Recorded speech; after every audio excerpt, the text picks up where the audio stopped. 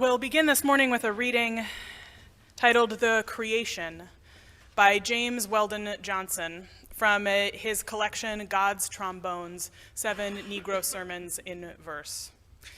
If his name sounds familiar to you, you might know James Weldon Johnson as the poet who wrote the lyrics to Lift Every Voice and Sing, also known as the Black National Anthem. His poetic voice is profound. He was a luminary during the Harlem Renaissance. And if I were reading you the creation account out of the book of Genesis, I would take my editor's pen or cursor, as the case may be, and give God different pronouns. But I will not do that to Johnson's work. Also, later in the poem, you will hear the word mammy, full of pain, history, and deep memory in the Black community. I invite us all to tread with tenderness and humility into Johnson's poetry. And God stepped out onto space, and he looked around and said, "I'm lonely. I'll make me a world." And far as the eye of God could see, darkness covered everything, blacker than 100 midnights down in a cypress swamp. Then God smiled, and the light broke, and the darkness rolled up on one side, and the light stood shining on the other, and God said, "That's good."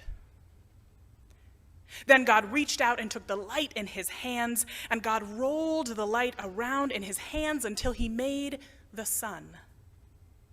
And he set that sun ablazing in the heavens, and the light that was left from making the sun, God gathered it up in a shining ball and flung it against the darkness, spangling the night with the moon and stars. Then down between the darkness and the light, God hurled the world, and God said, "That's good." Then God himself stepped down, and the sun was on his right hand, and the moon was on his left. The stars were clustered about his head, and the earth was under his feet, and God walked. And where he trod, his footsteps hollowed the valleys out and bulged the mountains up. Then he stopped and looked and saw that the earth was hot and barren. So God stepped over to the edge of the world, and he spat out the 7 seas. He batted his eyes, and the lightnings flashed. He clapped his hands, and the thunders rolled, and the waters above the earth came down. The cooling waters came down. Then the green grass sprouted, and the little red flowers blossomed. The pine tree pointed his finger to the sky, and the oak spread out his arms. The lakes cuddled down in the hollows of the ground, and the rivers ran down to the sea, and God smiled again, and the rainbow appeared and curled itself around his shoulder. Then God raised his arm, and he waved his hand over the sea and over the land, and he said, "Bring forth, bring forth." And quicker than God could drop his hand, fishes and fowls and beasts and birds swam the rivers and the seas, roamed the forests and the woods, and split the air with their wings. And God said, "That's good." Then God walked around, and God looked around on all that he had made. He looked at his sun, and he looked at his moon, and he looked at his little stars. He looked on his world with all its living things. And God said, "I'm lonely still." Then God sat down on the side of a hill where he could think. By a deep, wide river he sat down with his head in his hands. God thought and thought till he thought, "I'll make me a man." Up from the bed of the river, God scooped the clay, and by the bank of the river he kneeled him down, and there the great God Almighty, who lit the sun and fixed it in the sky, who flung the stars to the most far corner of the night, who rounded the earth in the middle of his hand, this great God, like a mammy bending over her baby, kneeled down in the dust, toiling over a lump of clay, till he shaped it in his own image. Then into it he blew the breath of life, and man became a living soul. Amen. Amen.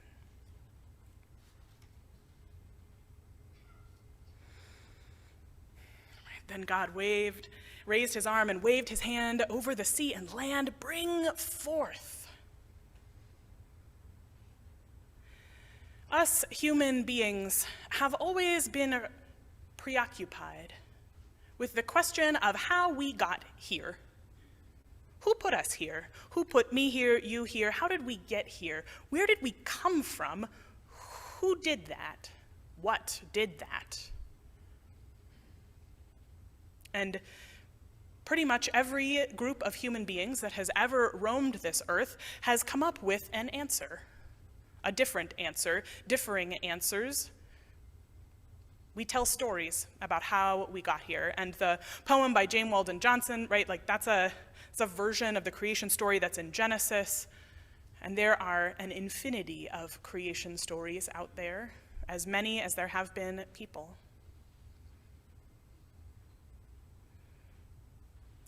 But there's also another creation story that we have been uncovering and discovering. It's the creation story in that video we watched about where it is that we have come from, how it is that we got here, how it is that nothingness became somethingness, how it is that we went from a barren earth to one verdant with life. And these creation stories are often pitted against one another, both religious version against religious version, whose truth is truer, and creation stories that involve God against the scientific creation story, the part where molecules came together by probably a hydrothermal vent somewhere between here and another continent.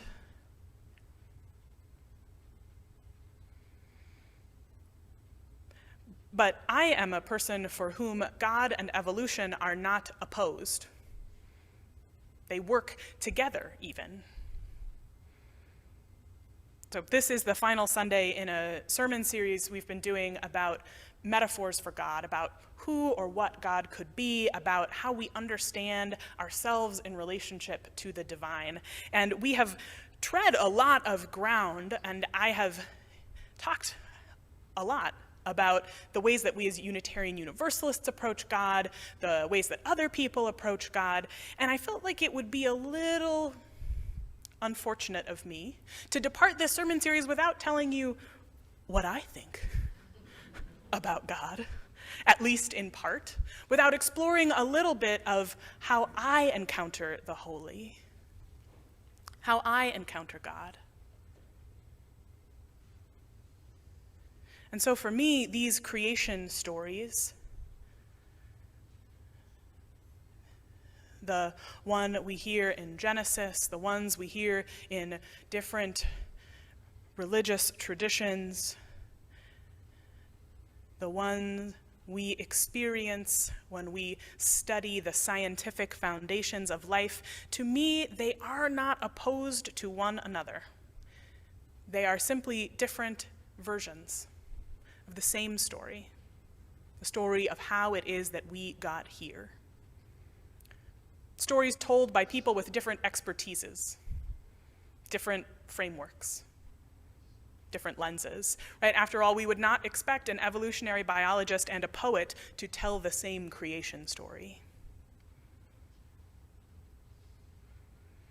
They're different versions of the story about my source, about where I came from, how I got here, how you got here, how we got here. They're different versions of the same story about my source, our source, the one source. I would say God. I would say the waters. And as we embark on this romp through theology and evolution, it's important to remember something about genetics and evolution, about how the things we inherit in code in our cells form us into the people we are, which is that genetics are not entirely determinative of who we are in the world. Just as what we inherit in terms of knowledge, in terms of identity, none of that is fully determinative of who we are in the world.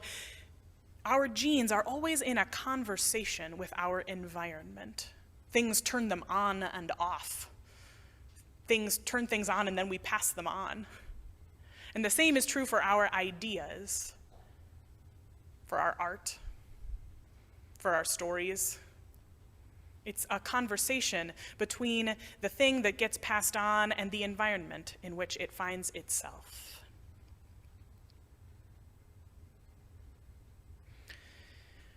When I was in seminary, my seminary required for graduation a number of things, but one of them was that you had to do an intercultural immersion trip. And some of my classmates went on what I would think of as fancy intercultural immersions. They jet-setted abroad. They went places like Turkey or Israel or Central America and did fancy learning things.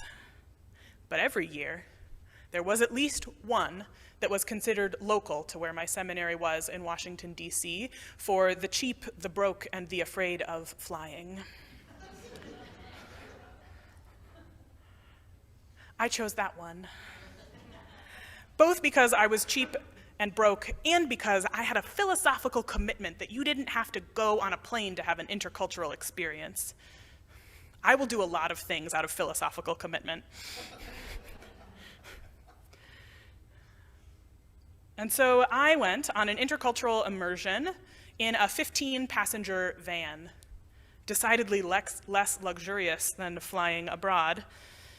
There's nothing like being strapped in with other adults you don't know into a van, handing your life over to the director of the trip. And this trip went around the Chesapeake Tidewater region, which sort of includes Maryland and a little bit of Virginia, a little bit of Delaware.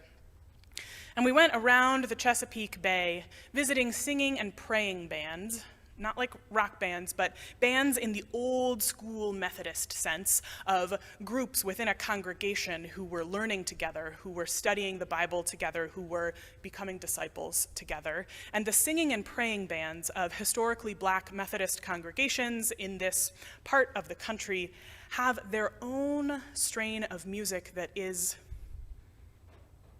the expression of the inherited human urge for music put in conversation with the environment of the evil of slavery. Put in conversation with Christianity, which is put in conversation with the evil of slavery, which is put in conversation with the need to practice in hush harbors. It's an impulse expressed in a context. And so we went around in our 15-passenger van, learning from elders almost exclusively in these communities, the people we were in conversation with them, our identities, which was a ragtag group of people, all different ethnicities and races and ages. Somehow, right, it's like a reality television show. Just like stick a bunch of different people in a 15-passenger van. See what happens 12 days later.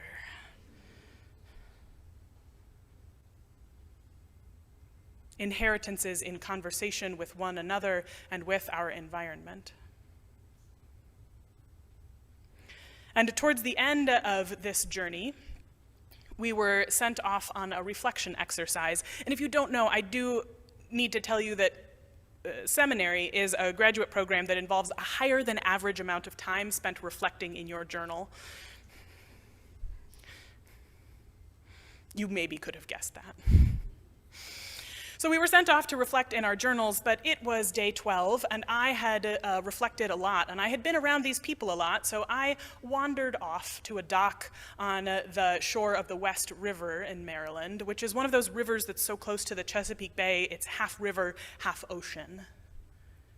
And I remember laying down on that dock, feeling the conversation move between who I was and who I was becoming, between who I am and my environment. I laid down and the sun was so warm.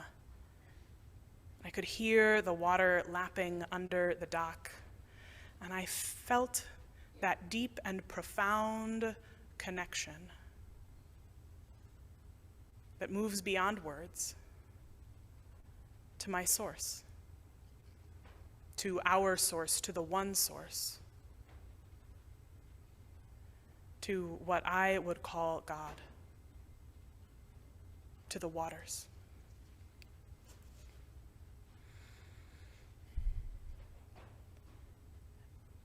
Part of grappling with these different creation stories is recognizing the place we have landed in our current environment, a place where they are viewed as profoundly, exclusively oppositional.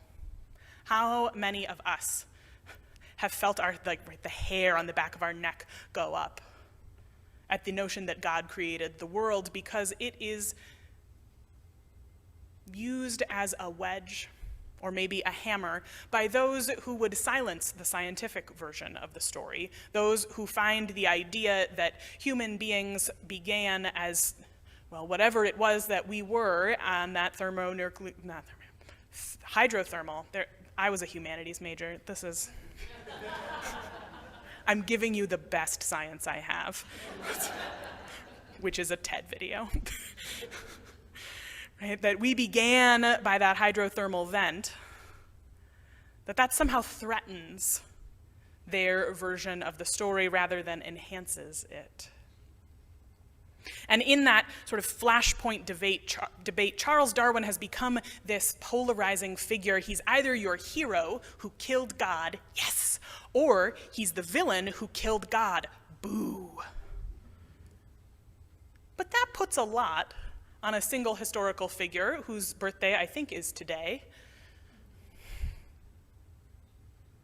A historical figure who, while he did not maintain traditional Christian faith through his journey into understanding evolution from a scientific perspective, right, he did not maintain the same faith he began with, but he did not become a complete rejecter of faith. He didn't even become an atheist. He became, I think, if you all closed your eyes and we did a little poll, many of you are, which is that he considered himself agnostic. He considered whether there is a single creator of the universe, who that creator may or may not be, he considered that unknowable, which is not the same thing as not existing. And he continued to financially support organized religion until his end of days. Right, so if you're ever angry with the church, remember that even Charles Darwin kept paying his pledge.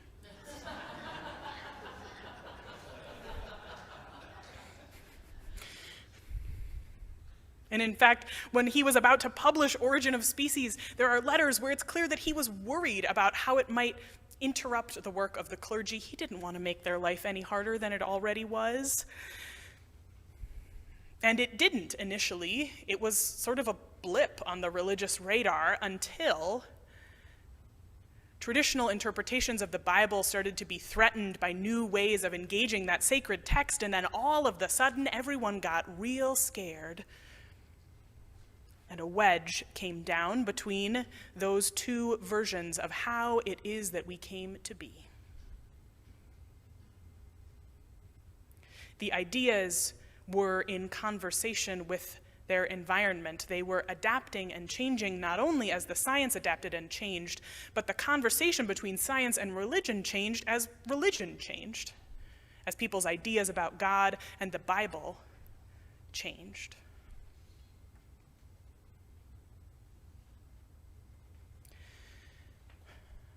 And out of that sort of scrum of science and religion sprang Unitarianism and Universalism in their more contemporary forms.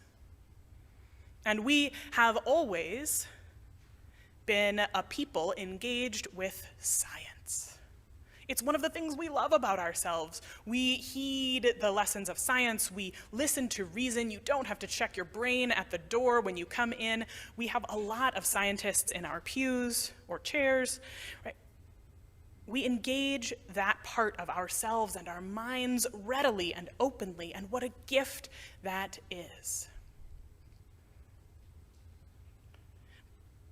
But there are cautionary tales from our history about when this strain came in contact with its environment, right? This strain of thought came in contact with an environment that did not serve us in the long run, that ended poorly, disastrously.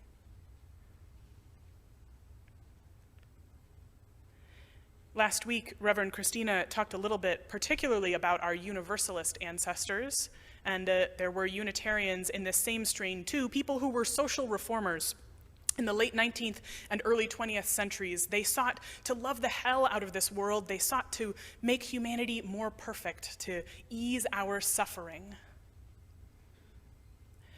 And that, in conversation with science, in conversation with its time, produced a result that most of us find abhorrent and evil, which is that many of those same social reformers were not just supporters but leaders in the eugenics movement. Right? The idea that there are some human beings that are fit to reproduce and some that are not. And because it was an idea in conversation with its historical moment, those conclusions were profoundly racist, and now we know, not just racist, but not scientifically valid. And they were profoundly ableist about who was fit. And that those ideas were presented as scientific fact. We're not racist, we're just following the science. And that those people are in our inheritance as Unitarian Universalists. Their names are on our buildings, on our publishing houses. They're not like random obscure figures who we kind of forget about. Luminaries of Unitarian Universalism at that time held deeply racist beliefs about the human condition.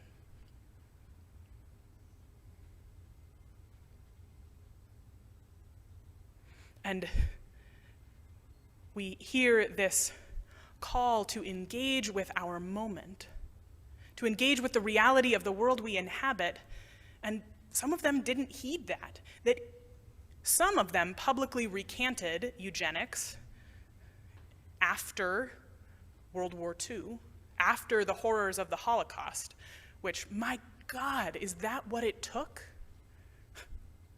For them to speak to their American counterparts and say, I think I got it wrong?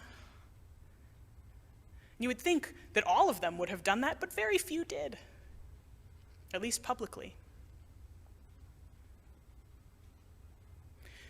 We have inherited an enormous breadth of ideas and human foibles and failings and evil and beauty and suffering and joy. Somehow it all started at that hydrothermal vent.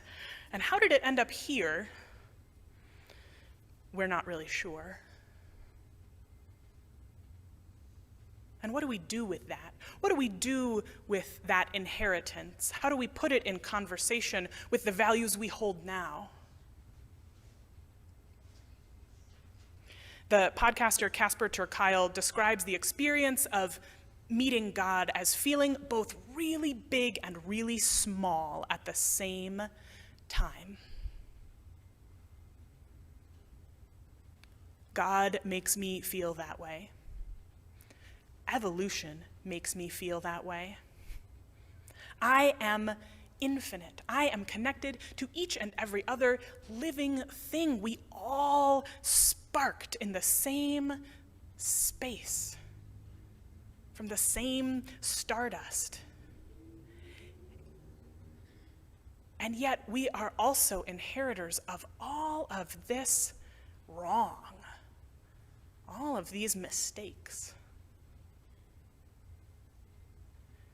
But it is in knowing these two things, these many things, that I am connected to both the infinity of human suffering and the indomitable human spirit as it has been expressed in conversation with an environment throughout time, that in that I am held by God. And it is in that holding that I become something other than completely frozen in the face of that immensity, that allows me to know both how tiny and unimportant I am, and how incredibly possible I am, the power that exists in everything that has brought you from the ocean floor to this moment.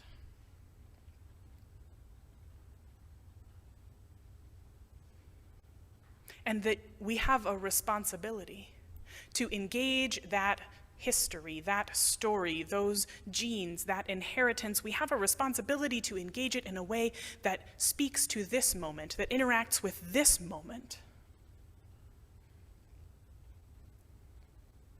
Because whichever way you slice it, however you tell the story is about our source, our one source. I would say God. I would say the waters. May it be so.